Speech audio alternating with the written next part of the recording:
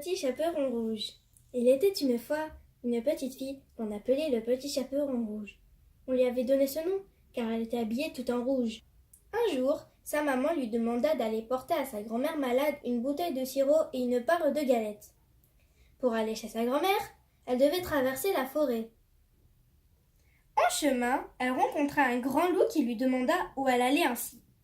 La petite fille lui raconta qu'elle allait chez sa grand-mère malade lui apporter un panier de bonnes choses.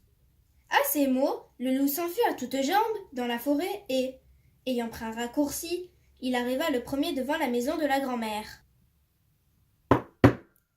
Il frappa. « Qui est là ?» demanda la vieille dame du fond de son lit. « C'est le petit chaperon rouge !» répondit le loup en imitant la voix de la petite fille. « Tire la chevillette et la bobinette !» s'écria la grand-mère toute joyeuse de voir sa petite fille.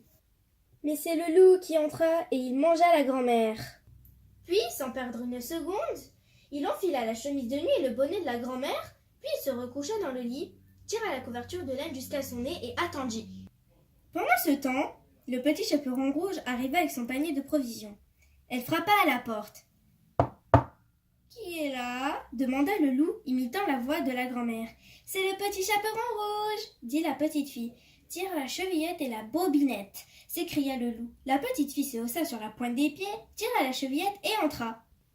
Toute souriante, elle se dirigea vers le lit de la vieille grand-mère. Mais en s'approchant, elle se dit que, sous son bonnet, sa grand-mère avait vraiment une drôle de tête ce jour-là. « Oh, grand-mère, que tu en as de grands yeux !»« C'est pour mieux te voir, mon enfant, » dit le loup. « Tu en as de grandes oreilles, c'est pour mieux t'entendre, mon enfant. »« Et tes dents !» s'écria le petit chaperon rouge. « Que tu as de grandes dents, c'est pour mieux te manger, mon enfant. » Il rejeta la couverture, il se précipita vers la petite fille et la mangea. Puis il se recoucha dans le lit pour dormir. Un chasseur qui passait par là entendit les ronflements du loup.